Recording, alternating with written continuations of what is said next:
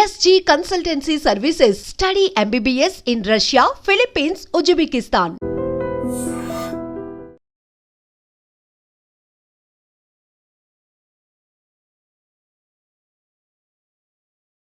నమస్కారం, welcome to I dream. ధర్మ మార్గం విత్ విజిత కార్యక్రమానికి స్వాగతం.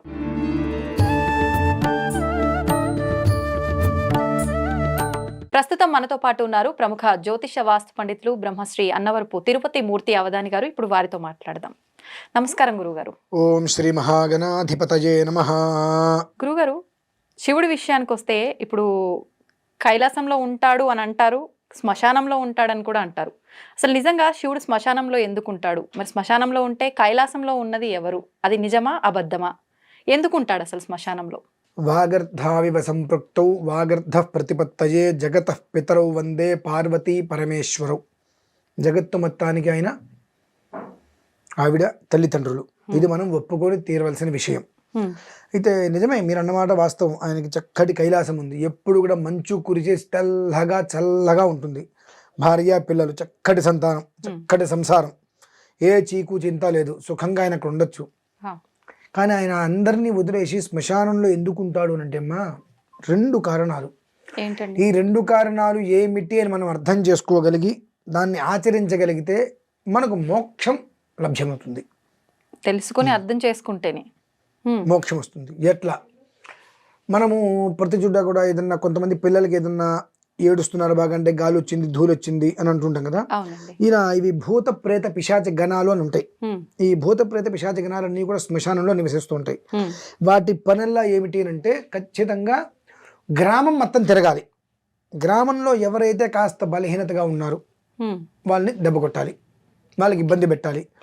ఏదో ఒక రకంగా విషజ్వరాలను విషవాయులను గ్రామం మొత్తం తీసుకొచ్చి ఎప్పటికప్పుడు కూడా భగవంతుడి దగ్గరికి వెళ్లకుండా నానా రకాల ఇబ్బందులు పెట్టాలన్న ఉద్దేశంతో ఆ భూత పిశాచి గణాలన్నీ కూడా ఉంటాయి. అయితే ఈశ్వరుడు అదంతా తెలిసినవాడే కదా. మరి ఆ భూతాలు ప్రేత పిశాచాలు గ్రామంలోకి వెళ్ళి గ్రామంలో ఉండేటువంటి ప్రజలను ఇబ్బంది పెట్టకుండా ఉండాలంటే ఏం చేయాలి? వాటికి ఆకర్షించేటువంటి విధానాన్ని ఏదైనా మనం చేయాలి అని చెప్పి ఆ ఒక భూతగణాలు దృష్టిని మలుచుకోకుండా ఈశ్వరుడి మీదే దృష్టి ఉండాలి అని చెప్పి చిత్తిమంటల మధ్యన తాండవం ఆడుతూ ఉంటాడు ఎప్పుడు 24/7. అంటే అవి ఫోకస్ అంతా శివుడి మీదే పడాలి, గ్రామం పైన ఇంకా వెళ్ళొద్దు అని. అంటే తన్మయత్వం చెందిపోవాలి అవి. నేను చేసేటువంటి ఈ యొక్క నాట్యం ఏదైతే ఉన్నదో తాండవం, ఆ తాండవాన్ని చూస్తూ మై మరిచిపోవాలి భూతగణాలు. అక్కడి నుంచి దాటి వెళ్ళొద్దు.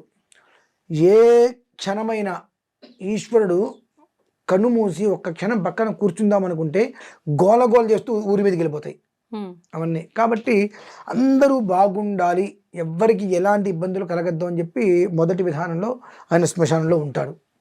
అంతకు మించి రెండో విధానం చెప్తారమ్మా. ఆ రెండవ విధానం సిగ్గు ఎగ్గు బుద్ధి జ్ఞానం ఏమాత్రం లేని మన బ్రతుకుల గురించి. ఎవ్వడేమనుకున్నా నాకు నష్టం లేదు అనుకునేవాడైనా సవ్యంగా ఉండట్లా. వాడు అంతకన్నా పరమచండాలంగా ఉండేవాడే దీని గురించి నా ఇష్టం వచ్చినట్టు కామెంట్స్ చేసుకుంటాడు. ఎందుకంటానంటే అమ్మా, జగతః పితరౌ వందే పార్వతీ పరమేశ్వరౌ. వాడి బ్రతుకులు పుట్టిన తర్వాత చచ్చే వరకు భార్య కోసం పిల్లల కోసం తాపత్రయపడుతూనే ఉంటాడు. మందిని ముంచుతాడు, 100 మందిని ఇబ్బంది పెడతాడు. ఏ రకంగా అయినా సరే నా భార్య బిడ్డలు బాగుండాలని చెప్పి వాళ్ళ కోసం నానా రకాల తాపత్రయాలు పడి 1 కోటి రూపాయలు 2 కోట్లు 3 కోట్లు పెట్టి బిల్డింగ్ కడతాడు. వాడికి కొంచెమైనా సిగ్గు లేదా అనుకుంటాను నేను. ఎందుకంటే తుది శ్వాస వచ్చే టైంలో వాడిని పైన బిల్డింగ్ పైన పెడతారా, కింద తీసుకొచ్చి దింపుతారా? వాడు బ్రతికేందుకు నీకు? మరి వాడికి ఇంత సంపాదించి సుఖం లేకుండా వాడి బ్రతుక్కి సంపాదించింది మొత్తం తిని తినకుండా, అంటే నేను కోపంతో కదా బాధతో ఉంటాను అన్నమాట.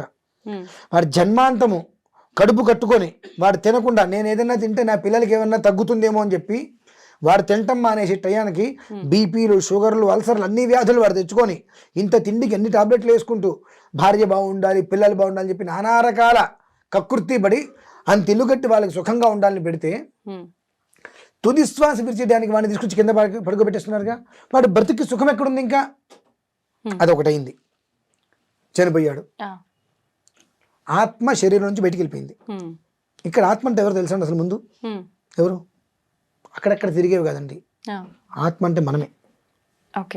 మనమే ఆత్మ. అదేంటండి మనకి శరీరం ఉంది, ఆత్మ ఎట్లా అవుతామని. ఈ శరీరంలో ఈ జీవాత్మ లేకపోతే శరీరం కదులుతుందా? కదలదు. మరి మన ఆత్మ కాక ఎవరండి?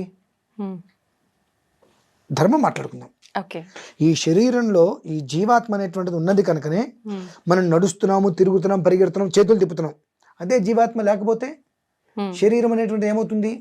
నిర్జీవం అయిపోతుంది. అంటే ఈ చేయి కదలదు, ఈ చేయి కదలదు. మరి బ్రతుకున్నంతకాలం ఇది నాది, ఇది నాది, తలకాయ నాది, ఇవి నావి, ఇవన్నీ నావి, దానికి ఇంత రంగు ఏవో రకరకాలుగా చేస్తాం. చనిపోతే ఏమైంది? అన్ని పోయినాయి. ఆ జీవుడు శరీరాన్ని వదిలేస్తాడు. మనకు భగవద్గీతలో చెప్పాడండి, వాసాంసి జీర్ణ అని చెప్పి చినిగినటువంటి వస్త్రాన్ని మనం ఎలా అయితే వదిలేసేస్తామో, నూతన వస్త్రాన్ని ధరిస్తామో, అలానే ఈ ఒక్క శరీరం శిథిలం అవ్వడానికి సిద్ధంగా ఉన్నప్పుడు ఆ జీవం వెళ్ళిపోతుంది. మనం విగత జీవుడిగా పడి ఉంటాం. ఉన్నప్పుడు ఏమవుతుంది? ఇక బంధువులందరూ బాధపడుతూ ఉంటారు. అందరూ వెనకాలుగా సాయంత్రానికి శ్మశానానికి తీసుకెళ్తారు. చితి మీద పడుకోబెట్టి వాడిని అంటించేస్తారు. అందరూ ఇంటికి వచ్చేస్తారు. ఆ జీవుడు అప్పుడు ఒంటరి వాడుతాడండి. అప్పటి వరకు నా భార్య, నా పిల్లలు, నా బంధువులు, నా స్నేహితులు అందరూ నా వాళ్ళే, నా కోసం వాళ్ళు ప్రాణం ఇస్తారని చెప్పి వాడి కోసం వీడి జీవితం మొత్తం ఉడిగం చేస్తాడు. కానీ ఆ టయానికి వాడిని అక్కడ వదిలేసి వెళ్ళిపోతారు కదా. వాడికి ఇదే జీవితం అంటే. దీనికోసమని ఎంత తాపత్రయపడింది. నానుకున్న భార్య గుమ్మం దాటి రాలేదు, బంధువులు అక్కడి వరకు వచ్చారు, కొడుకు నిప్పిపెట్టి వెళ్ళిపోయాడు. నా శరీరం ఇంతకాలం నాది నాది నాది అని ఎన్నో రకాల లేపనాలు పూసి, ఎన్నో రకాల సుగంధ ద్రవ్యాలు పెట్టి అందంగా చూసుకున్న శరీరం బుగ్గిపాలైపోతుంది. నా అనుకునే వాళ్ళు ఇక్కడ ఎవరూ లేరు, ఏంటి నా బ్రతికిది అని వాడికి అప్పుడు భయం మొదలైనప్పుడు ఈశ్వరుడు ఎందుకు నేను నీకు తోడుగా ఇక్కడే ఉన్నారా అంటే, ఆయన ఉద్దేశం ఏంటి? ఈశ్వరుడు ఉద్దేశ్యము వసుదైక కుటుంబం, మొత్తం నాదే కుటుంబం. అది నేను నా భార్య పిల్లల దగ్గర ఉంటే ఏంటి, ఇక్కడ ఉంటే ఏంటి, మొత్తం నాదే కుటుంబం. కాబట్టి నువ్వు బాధపడుకురా. వాడు ఆత్మ అయిపోయాడు కదా జీవి. ఇంకే వాడు ఏం అర్థం కావట్లేదు. వాడికి ఎటెళ్ళాలి తెలియని పరిస్థితి అయిపోయింది వాడికి. ఇంటి దగ్గరికి వెళ్తే కొట్టుకు చేస్తున్నారు ఆస్తి కోసం, ఇది నాది ఇది నాది అని చెప్పి. కర్మకాండాలు చేయడానికి ఇంత ఖర్చు, రకరకాలుగా. నేను సంపాదించింది దిక్కు లేకుండా పోయింది. ఇక్కడికి వస్తే నన్ను అనాథ ప్రేత సంస్కారం అన్నట్టుగా అనాథ ప్రేతలాగా వదిలేశారు. ఎవరిదారు వాళ్ళు నిప్పు పెట్టారు, తలగొర పెట్టాడు, కొడుకు వెళ్ళిపోయాడు. అప్పుడు వాడు ఒంటరితనాన్ని భరించలేకపోతారని చెప్పి ఈశ్వరుడు వాడి కోసం ఆ సమయంలో వాడు ఒంటరిగా ఉంటాడు. వాడికి నాకు ఎవ్వరూ లేరు, నేను దిక్కులేని వాడిని అయిపోయానని చెప్పి ఆత్మ రోధిస్తుంది అని చెప్పి, నేనున్నా నీకు తండ్రిని అని చెప్పి దగ్గర తీసుకుంటాడమ్మా. అందుకోసమే ఈశ్వరుడు శ్మశానంలో ఉంటాడు. ఇప్పుడు యమదూతలు వచ్చి తీసుకొని వెళ్ళిపోతారంటారు కదా, మరి ఇంకా ఇక్కడ ఏంటి ఉండేది? వాళ్ళు తీసుకెళ్లేది 12 రోజులు ఎక్కడికి వెళ్దామా జీవం. ఆత్మ అనేటువంటిది ముష్టి రూపం ఇంత ఉంటుంది, అక్కడెక్కడ తచ్చట్లాడుతుంది. అంటే ఏం జరుగుతుంది అనేటువంటి విషయం మొత్తం, అంటే ఎవరు ఎన్ని తిరోధకాలు వదులుతున్నారనే విషయం మొత్తం చూడాలి. అది అంటే ఏ గతులు వస్తున్నాయి, ఉత్తమ గతులు ఎలా వస్తున్నాయి అనేటువంటి విషయం కోసం అని చెప్పి ఆ చనిపోయిన రోజు నుంచి ఆ ఒక్క ఆత్మ ఏదైతే ఉంటుందో ఈశ్వరుడి దగ్గరకు తీసుకొని ఏ సమయంలో ఏ శరీరంలోకి పంపించాలి అనే విషయాన్ని దృష్టిలో ఉంచుకొని ఈశ్వరుడు పంపించే వరకు ఆత్మకి తోడుగా నీడగా ఉంటాడు ఈశ్వరుడు. ఆయనకి భార్య లేదా, పిల్లలు లేరా, ఎంత ఉన్నప్పటికీ కూడా అనునిత్యము ఈశ్వర నన్ను రక్షించు, నన్ను కరుణించు అని చెప్పి ప్రతి మనిషి 24 గంటలు ఎక్కడో ఏదో ఒక రకంగా అభిషేకం చేస్తూనే ఉన్నారు కదా. అభిషేకం దేనికి చేస్తున్నారు? తాపోపశమనం. అంటే తాపము అంటే వేడమ్మా. చితిమంటల మధ్యన నాట్యం ఆడుతుంటారు కదా, ఆ చితిమంటల వేడి ఉంటుంది. ఆ వేడి అనేటువంటిది నాకు తగులుతుంటే ఆ వేడి నాకు తగలకుండా నన్ను శాంతింపజేయడం కోసం 24 గంటలు ఎక్కడో ఒక్కడు ఏదో ఒక మూల నాకు అభిషేకాలు చేస్తూనే ఉన్నారు. ఇటువంటి వాళ్ళకి ఎలాంటి రక్షణ నేను ఇవ్వగలను అనే ఒక ఉద్దేశంతో చిట్ట చివరిగా వాడికి కావాల్సిన తోడేంటి? ఈ సమయంలో శ్మశానానికి వచ్చిన తర్వాత నాకు ఇక్కడ ఎవరూ లేరు, నేను ఒంటరి వాడిని అయిపోయినటువంటి ఏడుపు, వాడికి ఆ రోదనం అనేటువంటిది ఎవరికి పనికిరాదు కాబట్టి నేను నీకున్నాను అని వాడికి ధైర్యం చెప్పి దగ్గరికి తీసుకోవడం కోసమే తన భార్య, నీ పిల్లల్ని అందరినీ పైన వదిలేసేసి, ఆయన ఇల్లు ఎంత అందంగా ఉంటుందమ్మా. ఎప్పుడు చాలా పౌర్ణమి వెన్నెలు అంటారు చూసారండి, 10,000 కోట్ల పౌర్ణమి వెన్నెలు వస్తే ఎలా ఉంటుంది అంత కాంతి. ఎలా తెలుస్తుంది గురువుగారు? ఇప్పుడు అదేం భూలోకంలో లేదు కదా, మనం వెళ్ళి చూసొచ్చి చెప్పడానికి అక్కర్లేదమ్మా. కేదార్నాథ్ వెళ్తారు మీరు ఎప్పుడైనా? టీవీలో కూడా చూడండి, ఆ మంచు మొత్తం పరిచేస్తుంది. మరి మంచు మొత్తం పరిచేసినప్పుడు కేదార్నాథ్ జనాలు ఎందుకు వెళ్ళనివ్వట్లేదమ్మా? భూమి మీద ఉంది అంటే కైలాసం భూమి మీద లేదు కాబట్టి మీరు చక్కటి ప్రశ్న అడిగారు, చాలా గొప్పగా, చాలా బాగుంది, అద్భుతం. అది మరి కైలాసం భూమి మీద లేదు కదండి, అది ఎలా తెలుస్తున్నారు? భూమి మీద ఉన్నటువంటి కేదార్నాథ్ 6 నెలలు తెరుచుంటుంది, 6 నెలలు మూసేస్తారు, మొత్తం మంచు కప్పేస్తున్నప్పుడు ఎందుకు వెళ్ళట్లేదు? మరి భూమి మీదే ఉందిగా. అంటే భూమి మీద వెళ్ళడానికి మనకు దిక్కులేదు, ఎక్కడో ఆకాశం ఎలా కనిపిస్తుందమ్మా మనకు? అది విషయం. అంటే ఏదైనప్పటికీ కూడా ఒక విధానాన్ని తెలుసుకునే గమనం ఉంటుంది. ఈశ్వరుడు అక్కడ ఎందుకు ఉన్నాడంటే అంతా వదిలేసి ఈ జీవుడి కోసం. కనుక మనం జీవితంలో చెయ్యవలసింది ఏదైనా ఉందా అంటే మనము మన తర్వాత తరాలు శివుడి యొక్క రుణాన్ని తీర్చుకోవాలమ్మా. దీనికి మీకు ఒక చిన్న కథ చెప్పి నేను ముగిచ్చేస్తాను, టైం ఉందంటే. ఒక సన్యాసి ఒక ఊరికి వచ్చాడు. ఊరికి వచ్చి ఒక శివాలయంలో కాలకృత్యాలు తీర్చుకొని శివాలయం దగ్గర కూర్చున్నాడు. ఆ ఊరిలో ఒక పెద్ద ఆయన చూసి ఇంటికి భోజనానికి పిలిచాడు. భోజనం చేసిన తర్వాత బయట మాట్లాడుకుంటుంటే, మహానుభావ మీకు ఎలాంటి కష్ట సుఖాలు లేవు, మోక్ష మార్గాన్ని మీరు అన్వేషించారు, ఆ మోక్ష మార్గం గురించి నాకు కూడా చెప్పండి అయ్యా అని. సరే నీ కుటుంబాన్ని వదిలేసి నాతో వచ్చేసి నీకు మోక్షాన్ని నేను చూపిస్తా అంటాడు. అబ్బే నాకు ఈ మొన్న మధ్యనే పెళ్ళైంది, చిన్న పిల్లలు, నేను ఎట్లా వస్తాను? ఓకే, మరలా కొంతకాలానికి వస్తాడు, పిల్లలు కాస్త పెద్దవాళ్ళు అవుతారు, ఇప్పుడు రావయ్య మోక్షాన్ని ఇస్తా అంటారు. ఇది జాగ్రత్తగా అర్థం చేసుకోవాలమ్మా ఈ విషయాన్ని. అబ్బే పిల్లలకి పెళ్లి కాలేదంటాడు, మరలా వస్తాడు, పెళ్ళి అవుతుంది, పెళ్ళయింది కదయ్యా నువ్వు వచ్చే మోక్షాన్ని ఇస్తా. అబ్బే లేదండి వాళ్ళకి ఇంకా సంతానం లేదండి అంటారు. అయిపోయింది. మరలా వస్తాడు, ఈసారి ఇతనికి విసుగు వస్తుంది, మొహం మండ ఎన్నిసార్లు రమ్మంటాడు నన్ను, నాకు నేనే నీలాగా బైరాగినా ఏంటి, నాకు ఇల్లు కొంప గోడు లేకుండా రోడ్డు మీద నీలాగా తిరుగుతున్నానా, నాకు భార్య పిల్లలు సంసారం అదంతా ఉంది, ఇప్పుడు దాని తర్వాత వస్తా అంటాడు. నీ కర్మ, నీకు ఎవరు చేయగలిగేది లేదు, ఆయన వెళ్ళిపోతాడు. కొంతకాలం తర్వాత వస్తే ఆయన చనిపోతాడు. ఆ పిల్లలు ఆయన్ని చూసి నాన్నగారు ఉన్నప్పుడు ఎంతో మర్యాదగా ఇంట్లోకి భోజనం పెట్టేవారని చెప్పి ఇంటికి పిలుస్తారు. ఆ ఇంట్లోకి వెళ్తుండగా ఇంటి ఎదురుకుండా ఒక చెట్టు ఉంటుంది. ఆ చెట్టుని చూస్తారు, చెట్టు కింద ఒక కుక్క ఉంటుంది అనుకుంటూ కుక్కను చూస్తాడు. ఆహా, ఈ యజమాని చనిపోయింది అయినా రాను రాను అన్న చనిపోయిన వ్యక్తి కుక్కగా అక్కడ ఉన్నాడు, కుక్కగా చెట్టు కింద ఉన్నాడు. ఆయన భోజనం చేశాడు, ఇష్టాసలాపం మాట్లాడాడు. వెళ్తూ ఆ చెట్టు దగ్గరికి వెళ్ళి, ఏమయ్యా ఇప్పటికీ నీ కాపీరం పోలేదా, నీ ఆశ చచ్చిపోలేదా, నువ్వు చచ్చిపోయావు, నీ ఆశ చచ్చిపోలేదు, ఎప్పటికైనా రా నీకు మోక్షాన్ని ఇస్తా అంటాడు. లేదండి, నేను సంపాదించిన సంపాదన మొత్తం కూడా ఈ చెట్టు కింద నేను దాచా, మట్టి కప్పేశా, అది దొంగలు ఎత్తుకుపోకుండా నేను ఇక్కడ కాపలా ఉన్నాను, నా పిల్లలకి ఆస్తి అందిన తర్వాత నేను మోక్షం ఎత్తుకుంటాను, నీ కర్మ అనుభవించు అంటాడు. మళ్ళీ కొంతకాలానికి వస్తాడు, ఆ కుక్క చనిపోతుంది, అక్కడ పాము వస్తుంది. ఏమయ్యా ఇది అంటే, నా బిడ్డలకి సంబంధించిన ఆస్తి అంతా ఇక్కడే ఉంది, వేరొకడు ఇక్కడికి రాకుండా నేను పాముగా ఉండి కాపాడుతున్నా అంటాడు. నీకు కర్మ ప్రారంధం ఎలా ఉందో ఇప్పుడే చూపిస్తా అంటాడు ఆయన. కర్మ ప్రార్థన నీకు ఎలా పట్టిందో నీకు మోక్షం ఇస్తానయ్యా అంటే ఇంతవరకు రాకుండా ఎట్లా? ఇద్దరు మనుషులు ఉన్నారమ్మా. ఒకడు సముద్రం దగ్గర ఉన్నాడు, అలలు వస్తున్నాయి. అడిగారు, ఏమయ్యా పొద్దు నుంచి సాయంత్రం వరకు ఇక్కడే నిలబడ్డా, స్నానం చేయలేదు ఏంటంటే, అలలు తగ్గాక స్నానం చేస్తా అన్నట్టు ఒకడు. ఎప్పటికి తగ్గుతాయి. ఇంకొకటి ఏంటి, కాస్త భగవద్ ధ్యానం చేసుకోవయ్యా అనగానే, నా ఒక సంసారంలో బాధ్యతలు మొత్తం తీరిపోయింది తీసుకుంటానట. ఇక వాడికి సంసారంలో బాధ్యతలు, వీడికి స్నానము కాదు. అలానే నేను ఇప్పుడే చూపిస్తా నీకు అని అంటాడు ఆయన. ఏంటి, నా పిల్లల ఆస్తి తీసుకునే వరకు నేను కాపలాగానే ఉన్నాను అని చెప్పి ఆ పాము రూపంలో ఉన్నటువంటి అతను అంటాడు. ఈయన ఇంటికి వెళ్ళి, ఏమయ్యా ఎందుకు నువ్వు రోజు అట్టే చూస్తున్నావు అంటే, మొన్నటి వరకు అక్కడ ఒక కుక్క ఉండేదండి, ఆ కుక్క చనిపోయింది, ఇప్పుడు ఆ కుక్క ప్లేస్లో ఒక పాము వచ్చింది, అక్కడ ఏముందని నాకు అర్థం కావట్లేదు అంటే, దాని కింద డబ్బులు ఉన్నాయి, సిరి సంపదలు ఉన్నాయి. అసలు విషయం చెప్పకూడదు కదా. మీ నాన్న పాము రూపంలో వచ్చారంటే వీళ్ళు ఒప్పుకుంటారా? ఒప్పుకోరు. కర్మ ప్రారంధం ఇది కూడా. మీ నాన్న పాము రూపంలో వచ్చారంటే వీళ్ళు ఒప్పుకోరు. కాబట్టి అక్కడ మణిమణిహారాలు ఆస్తి మొత్తం అక్కడ ఉందయ్యా, దానికి ఆ పాము కాపలాగా ఉంది అని చెప్తాడు. వీళ్ళు వెళ్తారు, కర్ర తీసుకెళ్తారు, పాముని కొట్టి చంపేస్తారు. ఆ పాము ఏంటి, పిల్లలు వస్తుంటే, ఆహా ఆ సన్యాసి చెప్పాడు ఇక్కడ డబ్బు ఉందని చెప్పి, నా పిల్లలు తీసుకోవడానికి వస్తున్నారని చెప్పి పడగ విప్పి ఆనందంగా చూస్తుంది అది వాళ్ళని. ఇది బుస కొడుతుందని దాన్ని చంపేస్తారు, నెత్తి మీద కూడా పాము చచ్చిపోతుంది.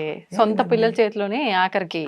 ఏంటంటే మనకు కొంత సమయం తర్వాత కొన్ని వదిలేయాలమ్మా. వదిలేకుండా పట్టు కూర్చుంటామంటే ఇలాంటి విధానం వస్తుంది.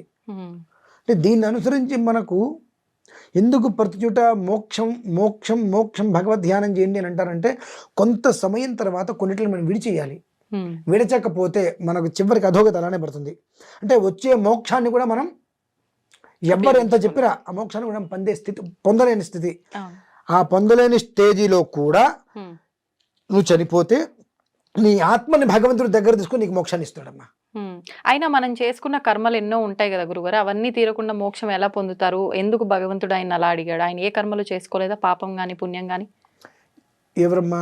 ఇప్పుడు మామూలుగా మనం జనరల్ గా మాట్లాడుకునేటప్పుడు మనం ఏదైతే జన్మ తీసుకున్నామో అది ఒక పర్పస్ మీద వస్తాం. గత జన్మలో చేసుకున్న పాపమో పుణ్యమో ఏదో ఒకటి ఉంది, దాన్ని ఇప్పుడు ఈ జన్మలో తగ్గించుకోవడం కోసం ఆ పాపాన్ని అవన్నీ క్లియర్ చేసుకుని మోక్షం పొందుతామని అంటారు. మరి ఇప్పుడు ఆయన పాముగా కుక్కగా ఇలా పుట్టాడు, ఆయనకి ప్రతిసారి భగవంతుడు వచ్చి నీకు మోక్షము నేను తీసుకెళ్లిపోతా స్వర్గానికి ఇలా చెప్తున్నాడు. ఆయన ఖాతాలో ఏది లేదా? పాప పుణ్యాలు ఈ కర్మలన్నీ కూడా వచ్చే యోగ్యత లేదు, పుచ్చుకున్న యోగ్యత లేదు. ఎందుకంటే మనిషి 3 రుణాలు తోస్తాడమ్మా. దేవర్షి పితృణం, ఈ 3 తీర్చేసుకుంటాడు. ఈ 3 తీర్చుకోగలిగితే వాడికి మోక్ష మార్గమే. కానీ ఆ పుచ్చుకున్న అర్హత ఉండాలిగా, ఆ అర్హత లేదు ఆయనకి. కాబట్టి ఎన్నిసార్లు వచ్చి నీకు మోక్షాన్ని ఇస్తానప్పటికీ కూడా రాలేదు, పుచ్చుకోలేకపోయాడు. అది చనిపోయిన తర్వాత ఇవన్నీ గుర్తు తెచ్చుకొని కుళ్ళి ఏడుస్తున్నప్పుడు నువ్వు ఎందుకురా ఏడుస్తావు? నువ్వు భూమి మీదకి వచ్చినటువంటి 3 కారణాలు అయితే అయినాయి, కానీ నువ్వు ఈ యొక్క మోహం నాది అనేటువంటిది దాని మీద ఉండిపోయి ఆ పాశాన్ని వదులుకోలేకపోయావు. ఆ పాశం నేను వదిలేసిందిగా ఇప్పుడు నేను నీకున్నా, ఇప్పటికైనా భగవతత్వం తెలుసుకోరా అని చెప్పి జీవుని దగ్గర తీస్తాడు. ఆ తీసే విధానాన్ని అనుసరించి మరుసటి జన్మలో కొద్దో గొప్ప జ్ఞానవంతుడిగా వాడు జన్మిస్తాడమ్మా.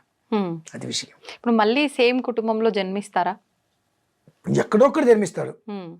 కాకపోతే ఈ జన్మలో జరిగిన విషయాలన్నింటినీ కూడా ఆ ఈశ్వర తత్వాన్ని తెలుసుకోగలిగి ఓమోస్తరి జ్ఞానంతో జన్మిస్తాడు జన్మతహాగానే. ఇప్పుడు కొంతమంది ఇంట్లో పెద్దవాళ్ళు చనిపోయినప్పుడు అంటే వాళ్ళ కూతురుకో కొడుక్కో పుడతాము అని చెప్పి అంటారు బతికుండంగానే, తర్వాత చనిపోయిన తర్వాత కూడా మా నాన్నే నాకు పుట్టాడు అని చెప్పి వాళ్ళ కొడుకులు గాని కూతురు గాని అంటూ ఉంటారు. పుట్టడానికి 200% అవకాశాలు ఉన్నాయండి, 200% అవకాశాలు ఉన్నాయి. దానికి ఒక ప్రత్యేకమైనటువంటి విధానం కూడా ఉంది. ఎలా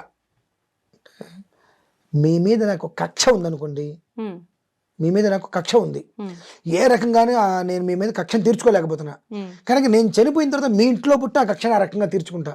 అలానే అమితమైన ప్రేమ ఉంది, ఆ ప్రేమను మీ దగ్గర పొందడం కోసం కూడా నేను చనిపోయి మీ కడుపును పుట్టి ఆ ప్రేమను పొందుతా, ఆ ప్రేమను అందిస్తా. అది అది లేదు, అదే మాట అబద్ధం. అంటే ఇప్పుడు ఒక పర్సన్ పైన ఒక పర్సన్కే ఉండదు కదా గురుగారు. ఇప్పుడు నేనున్నాను, ఇప్పుడు నా పైన ఒక 10 మంది కోపం ఉండొచ్చు, ఆ 10 మంది నా ఇంట్లోనే ఎలా సాధ్యపడుతుంది? 10 మందిలో ఒకడు ఉంటాడుగా, చాలా విశేషమైనటువంటి కఠినంగా ఉన్న వాళ్ళకు మెజారిటీనా? ఓకే, అంతే కదండి. 10 మంది చూద్దాం, 11వ ఈ 10వ వాడు ఏంటంటే, లేకపోతే మొదటి వాడు ఏదైనా సరే నిన్ను టార్చర్ పెట్టాలి. నిన్ను టార్చర్ పెట్టలేకపోతే తనకు తాను చనిపోతాడమ్మా. నిన్ను ఏ రకంగా నిన్ను ఇబ్బంది పెట్టలేకపోతుంటే తను తట్టుకోలేక తను చనిపోయి నీ కడుపును పుట్టి ఆ టార్చర్ అప్పుడు పెడతాడు. ఓకే, ఇవి చాలా మీకు తర్వాత ఇంకొక విషయంలో ఇంకొక వీడియోలో ఈ టార్చర్ ఎలా ఉంటుందో కూడా మీకు కళ్ళకట్టలు చూపిస్తాను, నేను మాట్లాడుకుందాం తప్పకుండా. అంటే ఇన్ని ఉంటాయి కాబట్టి ఇటువంటి దాంట్లో నుంచి కూడా నువ్వు చిన్నప్పటి నుంచి దేవుణ్ణి ఆరాధించకపోయినా చనిపోయిన తర్వాత అయినా సరే పాశాన్ని విడవాలన్న విషయం గ్రహించు. ఇంకొక జన్మ నీకు ఉత్తమ జన్మనిస్తా, ఆ జన్మలో అయినా సరే పాశం ఎంతవరకు అనేటువంటి విషయం నువ్వు తెలుసుకో నరుడా అని చెప్తా. దానికోసం ఉంటాడు ఈశ్వరుడు. కానీ అదంతా సాధ్యం కాదు కదా గురుగారు. ఎందుకు కదమ్మా? ఇప్పుడు ఏది వస్తువు పైన మమకారం ఉండొద్దు, బంధం పైన కూడా మమకారం ఉండొద్దు, అది ఎలా సాధ్యపడుతుంది? అదే సాధ్యపడాలమ్మా. ఇప్పుడు చనిపోయిన తర్వాత ఎన్ని అనుకుంటున్నావు నువ్వు? అరే నా భార్య ఇంతకాలం దాని కష్టం లేకుండా చూశాను, నా పిల్లలకి ఇంత చదువు చెప్పించాను, ఇంత చేశాను, వాళ్ళు నా గురించి ఏం చెయ్యట్లేదని తాపత్రయపడుతున్నావు కదా. ఈ ముండమోపి తాపత్రయము ముందే ఎప్పటికైనా గతించేది మనమే కదా, జరిగేది ఇదే. కాబట్టి ఆ బంధాలు ప్రేమలు పాశాలు ఎంతవరకు ఉంచుకోవాలి అంతవరకు తెంపుకుందాం అన్న ఆలోచన మొదట్లో రావాలిగా నీకు. అదెట్లా వస్తుందండి అన్నారు. మీ మీద కోపం వస్తే నీ మొహం నాకు చూపించదని మానేస్తున్నాగా. అది పెదనాన్నైనా కావచ్చు, బాబాయ్ అయినా కావచ్చు, మేనమామ అయినా కావచ్చు, వాళ్ళ మొహాలు చుట్టం మానేస్తున్నాగా. మొహాలు చుట్టం మానేమన్నా ఇక్కడ పాశం పెంచుకోవద్దు అంటున్నారు. పాశం అంటే నా కొడుకు లేకపోతే నేను జీవించలేను, నా భార్య లేకపోతే నేను బ్రతకలేను, వాళ్ళకు కూడా అదే ఉంటుందిగా. ఆ ఒక్క విధానాన్ని కొంచెం కొంచెం దూరం చేయి. ఆ చేసే ప్రయత్నంలో భగవతత్వాన్ని తెలుసుకోని చెప్తున్నాడు ఆయన. ఓకే, అంతే. ధన్యవాదాలు గురుగారు. పరమేశ్వర.